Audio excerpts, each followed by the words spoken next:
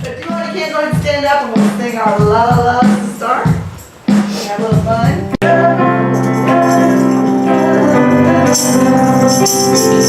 That's better. Get a song. Okay, let's start over. Here we go. Ready? La la la la la la la la. One more time here. La la la la la la la la. La la la la la la la la. One time. La la la la la la la. For the verse, one boy. One little boy in Africa, he put a face on me. Told that story to the world till he died. And these are the words he said. He said, do all you can with what you have, in the time you have, in the place you are. Do all you can. Do all you can with what you have, in the time you have, in the place you are. Do all you can. Do all you can. Holy Mother from India, helping the sick and the poor. Somebody asked, why do you do these things? She said, this is what I came here for. She said, do all you can with what you have, in the time you have, in the place you are. Do all you can. Do all you can with what you have, in the time you have, in the place you are. Do all you can. Do all you can. This is the gift they give to us, to help wherever we go. Be the change you wish to see in this world. Now I understand what they wanted us to know. They said, do all you can with what you have, in the time you have, in the place you are. Do all you can. Do all you can with what you have, in the time you have, in the place you are. Do all you can. Do all you can with what you have, in the time you have, in the place you are. Do all you can. La la la la la la la la la. La la la la la la la la. Close down. One little boy in Africa, do all you can. Holy Mother from India, do all you can. Remember this one. Be the change you wish to see in this world. Do all you can. Do all you can. One more time. Do all you can. Take a deep breath. Woo! Have a seat. Thank you, Barry. Yes, thank you, Barry, for being so cooperative and so agreeable. No, you don't have a choice. There you go. With the prayer chaplain, bring the prayer box for you.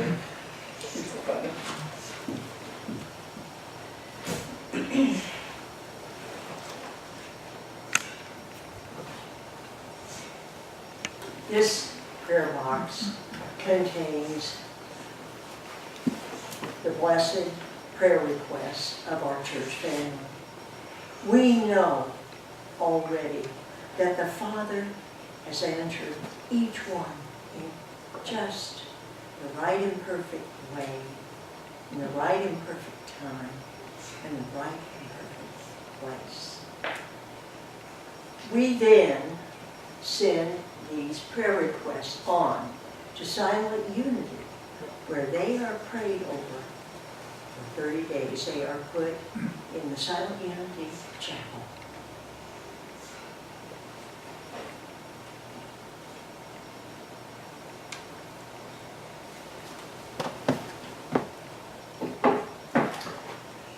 Now remaining in the attitude of prayer, I'd like to have us hear the daily word. Rebecca?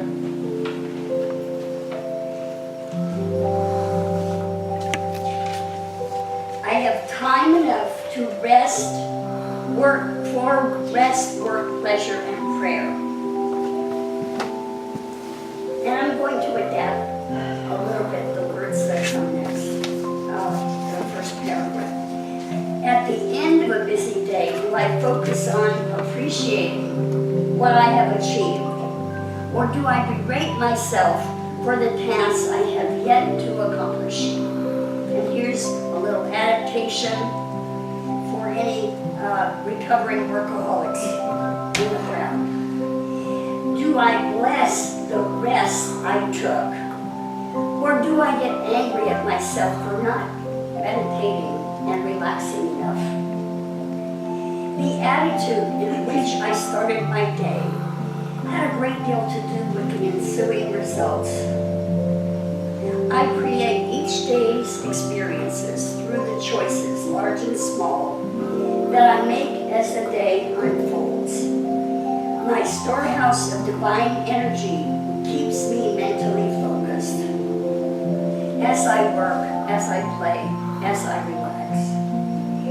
With a positive attitude, I affirm, I have enough time, wisdom enough, strength enough, and energy enough to do whatever is before me in this day. As confidence in my creative power grows, I become clearer and calmer in each choice, and my day perfectly expresses my new consciousness.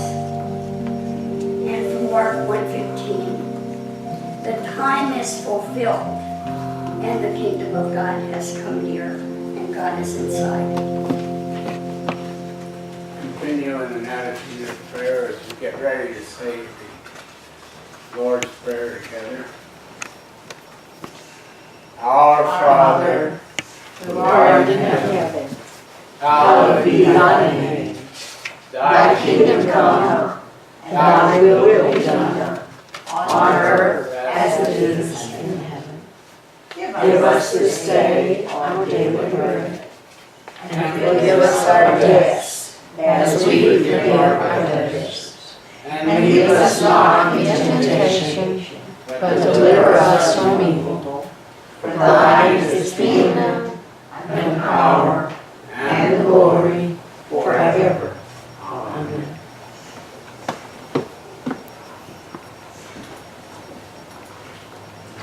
And moving deeper into that kingdom that is within us.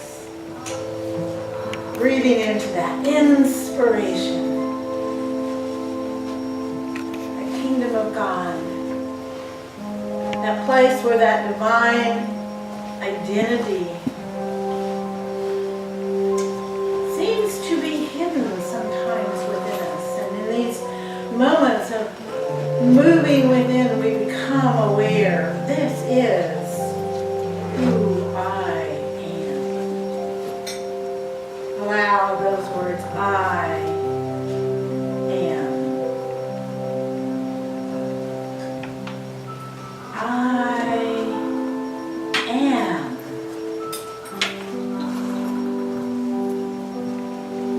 We open ourselves, we open this ego awareness that has all kinds of walls and shadows. And in this moment, every breath we take, we are inspired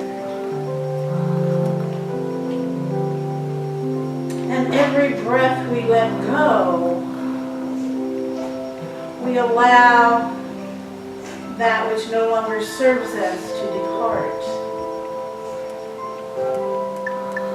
We let this used up energy move back into that divine allness to be refreshed.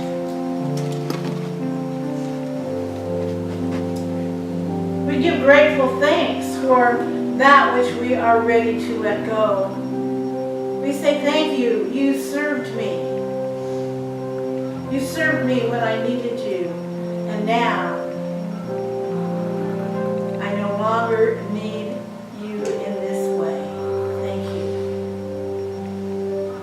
Breathe in. Be refilled. Be rejuvenated. Be reawakened to that divine energy. Breathe this energy into your physical body. Breathe it into your cells. Yes. My cells respond to this directive that I give to them. You are divine energy. You are whole. You are complete.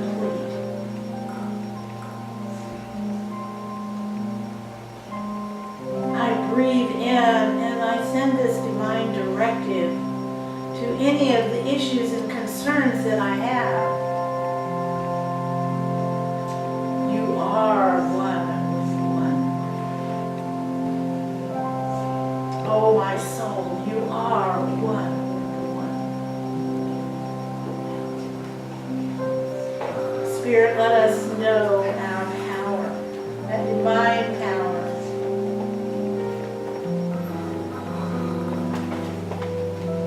And with this, within our hearts and minds, let us move in to the depth and the breadth of that divine power. As we move in to the silence, to the silence.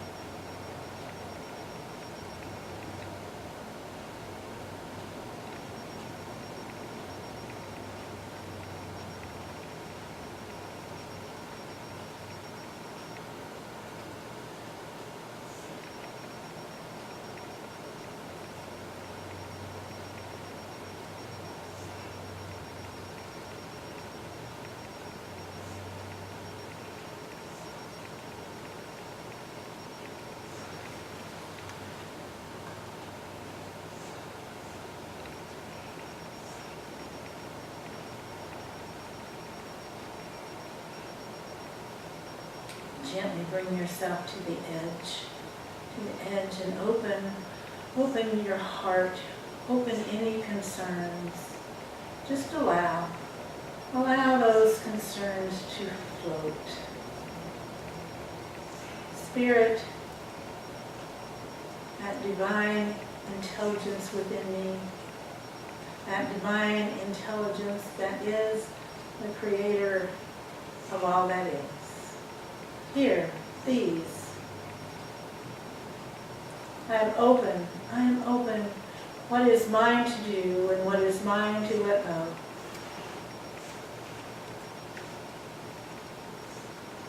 I ask for the wholeness, the awareness of wholeness within each situation. I ask for the awareness of wholeness within each person that I have in my heart. I ask for the awareness of wholeness in my experience of this world.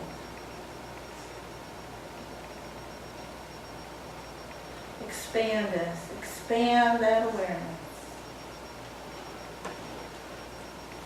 And as we ask, we are receiving. And as we receive, let us in this moment commit ourselves to being in that place of divine awareness. And for this understanding, for this awareness, we give our thanks. And so it is. Amen. Expanding our awareness. Isn't that what we would all want to do, to see things in broader perspective, in brighter light, in greater color, in whatever the tones that are out there. And what keeps us from doing that? What keeps us from doing that? So, I don't know if Lucy got this in the bulletin, but our title today is Post-Traumatic God Syndrome. It's there. Yes. It's there. How many think they have ever experienced that? Post-traumatic God syndrome. Yes. Yes. Well, I actually shouldn't raise my hand, as I will tell you a little bit later on. And I didn't make this term up. I love all these wonderful books that I have been reading lately. And let me tell you, if you haven't been going through the free books upstairs, there's a box up there. You know, people are bringing all kinds of really wonderful stuff in there. And, you know, you can read it and you can bring it and put it back in there. But I've just been picking up all kinds of things in this one. And I'll bring it back when I'm actually done with it. It's called, what's it called? I think it's called The Path or The Journey. Anyway, it is somebody's spiritual search, 2 years of his spiritual search, and it includes a lot of things in there from the different teachers that he met. And one of them had that post-traumatic God syndrome, you know, burnt out by traditional teachings, burnt out to, you know, what people have taught us about what this God is, the punisher, the one who sends hurricanes and fires and tornadoes and volcanic eruptions because you and you know, maybe a few other people were really bad, and so we're going to wipe out this whole city. You know, I mean, how many times have you heard that? Katrina went to New Orleans because, you know, it's a sinful city. How many did you hear that? How many? And this still happens. This brand new baby here is going to go and burn forever in hell if it does not receive the sacrament that is created by a human being, and we are going to say, God did that. Well, that's enough to make anybody, you know, move away from that process. You know, in the early books of the Bible, most of us don't realize this because we look at the Bible that begins with that first amazing creation story that says, here is somebody who wrote this creation story that had an expansive awareness of oneness in this process. And we forget, you know, there's a second creation story that talks about God kneeling down by the brook and creating people out of clay that obviously came from a much earlier group of people, and to realize that the God, particularly of the Torah, really was a local God. It's a God of that tribe. And that understanding of God brought God to do a lot of things that those other gods did out there. It really was not an awareness of this expansive allness. That the idea that God could be everywhere present didn't really arise strongly in the Jewish people until they were taken away, their first captivity in Babylon. And so now here's, you know, hundreds and thousands of them, you know, totally taken away from the land where God lived, you know, taken away from the temple. You know, God's in the temple, we left him back there. Oh, no, God is here. God is here with us now in this land where we are strangers. So that's much later on into the story of the Bible. And so we begin to think, oh, what is this all about? So let's think about this process and what really gives us that post-traumatic God syndrome. And a lot of times it's the word God, isn't it? We say God, and what comes to your mind? Well, I tell you, if you stand up here and look back there, everybody loves that picture, but I don't. You know, here's God's hand reaching down, doesn't look very energetic. Here's this, if you know the big picture, you see this old guy reaching down to Adam, who's looking, you know, pretty, well, he's not infused with life yet. But, you know, that's a picture that people have of God when we say that word, God. You know, I started to say I was blessed. I really never had that God syndrome. Somewhere when I was in my 4.5 years old, I had that awareness that it was people that made the mistake. God wouldn't do something that a 4-year-old couldn't do. God was bigger than a 4-year-old. And it wasn't until I was an adult that I realized what a gift that was. You know, I just blew over my head when people talked about you're a sinner and you're going to go to hell and you're all of it. No. Somebody's made a mistake. God's better than a 4-year-old. So it wasn't until I really got into unity where people were beginning to be comfortable to say, oh, you know, I ran away from my home church because of all of this. So let's begin to expand, or some of us have been in the process of expanding this perception of this power that is beyond our understanding. So here's the bad news. If you think you understand, forget it. You don't. And as long as we get that this divinity is beyond our understanding, we cannot grasp the allness of that. And if we know that, that doesn't mean that what we do understand and what we do accept and what we do practice has no meaning. It just means there's so much more. And here's a couple of poem pieces. If you all didn't realize, and I've gotten into poetry here lately. And again, these are from 2 different poems by Mary Oliver. I was enjoying everything. The rain, the path, wherever it was taking me. The earth roots beginning to stir. I didn't intend to start thinking about God. It just happened. How God or gods are invisible, quite understandable. But holiness is visible entirely. If I were a perfect person, I would be bowing continuously. I'm not. Though I pause wherever I feel this holiness, which is why I'm so often late coming back from wherever I went. You know, the invisibility of this divine, but holiness. We've all been to those places. We may have them in our house, in our yard. We may have that experience when we're with people. Holiness is totally visible and available to us. So here's a wordplay that I really have enjoyed over the years. God is nowhere and now here. Yeah. Nowhere and now here. When you look at the word and divide it up. Everything we know in our minds, our cognitive understanding about God, is untrue. Just if we can get that. And here's my verses, and I think I've probably done this a dozen times already this year, from the Tao Te Ching. The Tao, God, it's just Chinese for God, that can be talked about is not the true Tao.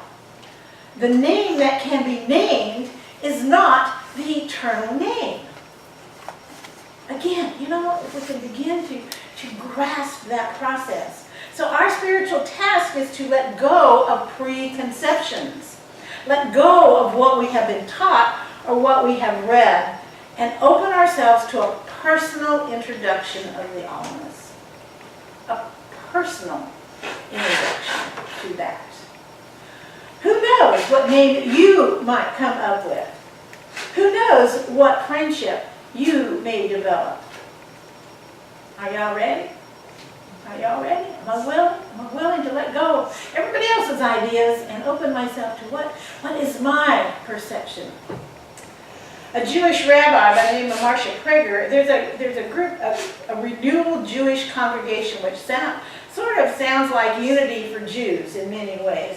And so she explains the word that is in the Bible that we will say Yahweh, and then in English Jehovah. So it's YHVH, and it has no consonants, and was never intended to be able to be verbalized except as a breath. We were never no human beings were never expected to be able to put God in a box with a name on it. That's the reason why it's written that way. So when we think about this unpronounceability, but then we're also human beings. And so a lot of the Old Testament, the Jewish Bible, uses Adonai, which means Lord. So to know, the intent was to know the essence of the divine cannot be contained in a name. And that's where we've gotten trapped. That's where the God syndrome. We have a name. It's just like anybody else's name. So Amy, somebody says Amy. Oh, I know Amy. Well, I know a part of Amy, but don't I know Amy? But I have her name. You know? Dean. Oh, I know Dean. Carol. Oh, I know. No. But we do that. As soon as we put a name on something, we think we have its essence.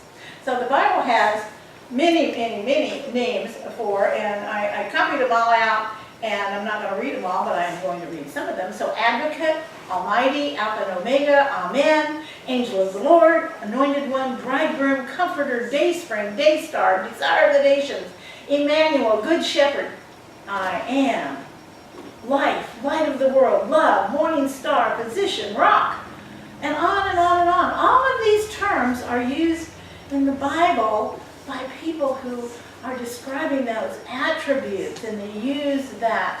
You know, the song Rock of Ages comes from the Psalms, you know, and we're hidden in that rock. God, in that term, is that rock that I can go for shelter.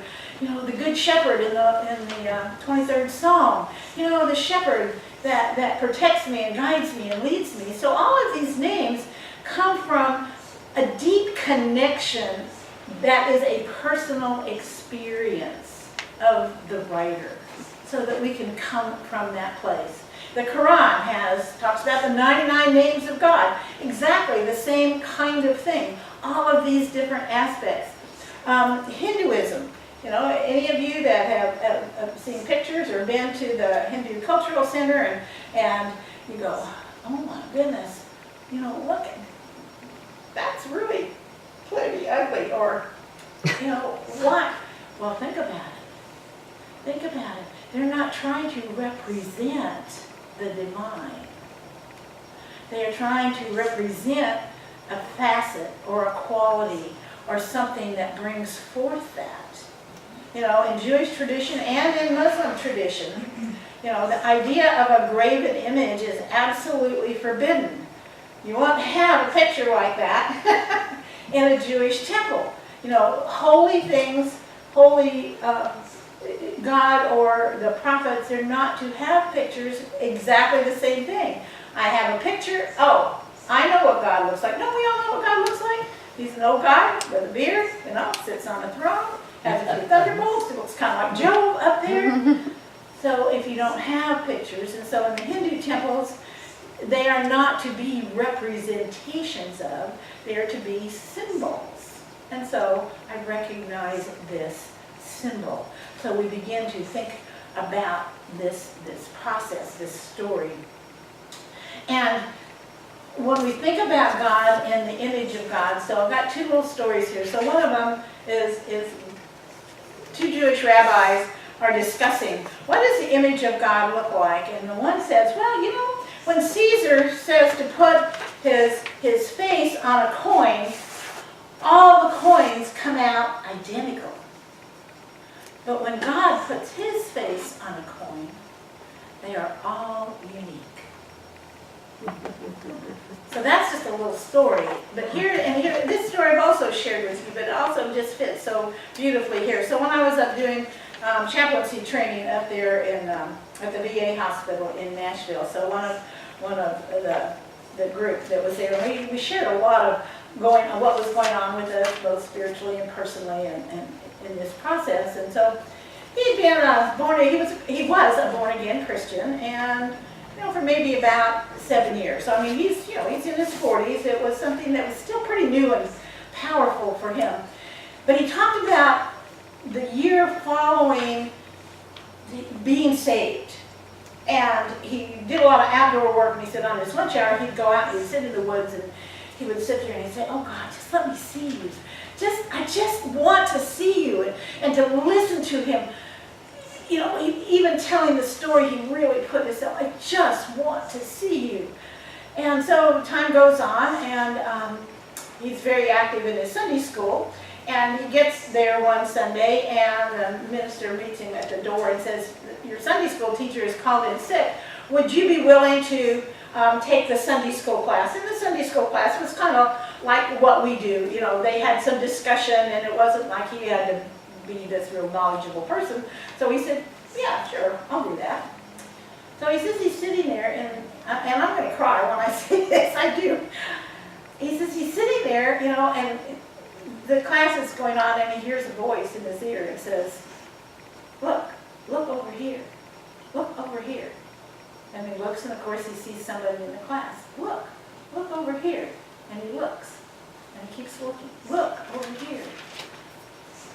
God was saying, "I'm in the faces of the people sitting in front of you. I'm in the faces." Think about that, and for us to realize that. And so if God is in the faces of all of you, everybody we see, how can that divine allness have a name? Have a name. And so we begin to, again, say, okay, what is my relationship with this allness? And what does this mean? I have the face of God. I have that face. We really open ourselves. And what names do we use here at Unity? And, God is such a shorthand, and it's so easy to fit into things. However, I really prefer, spirit, allness, oneness, divine mind. I am, light, Christ within, higher self. There's probably others that I couldn't think of while I was typing all those down. You get to choose. You get to choose. And think about this whole process as human beings. So what are your names? Do you just have one name? Well, I got thinking about all the ones when I was a kid. I was Pigeon, I was Squirt, I was Pumpkin, I was Carol Ann if I was in trouble. I was all of those names. And then, when you get to be an adult, I was everything from mommy to Reverend. And in between all of those came a Mrs. Don't call me Mrs. Don't call me Mrs. Landry, even when Mr. Landry and I were a couple and I loved him. Don't call me Mrs., So, but we have all of these titles. Every single one of us has a title or a name related to the relationship. Related to the relationship that we are in. So when we think about that divine, what is our relationship in the moment? And, sometimes when I'm driving in the rain and the traffic and it's oh God, help me. I got to go with the shorthand because that's where I am. And other places, and I'm sitting outside when I'm in a place of wonderful peace and just going, I don't even have a word. There's not a name. It is just an experience. The ineffable, that this divine is the ineffable process on there. So, just to really, tie things up, you are unique. Your relationship is unique. You get to choose the words. You get to choose the names. You get to choose that experience. And we say this every Sunday when we finalize our service. Remember, wherever you are, God is. Thank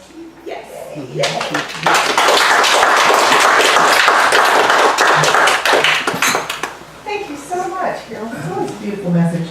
Well, there's new faces that popped up while I was sitting down. So welcome to everyone. We're going to go ahead and stand up and sing one of our old favorites, I Love Unity. It's in the Red Book 358 if you want to follow along there, or work with you here. I Love Unity.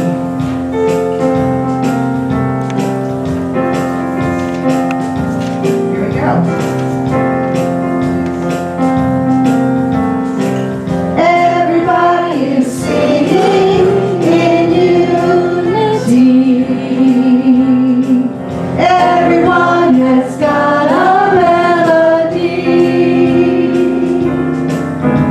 Bring your choo-choo source. You are on the course. Let your voices blend in harmony. When I'm near you, I hear music, and every song is saying, I love unity. Verse 2. Everybody is welcome in unity. Everyone is perfect, whole, and free. God is all around, love and truth abound. We are one throughout eternity. I can see you whole and perfect, for you are filled with life, and I love unity. Verse 3. Everybody is happy in unity. Everyone is happy as can be. God is everywhere with His love to share. Let the Spirit sing His melody. I surround you with a blessing.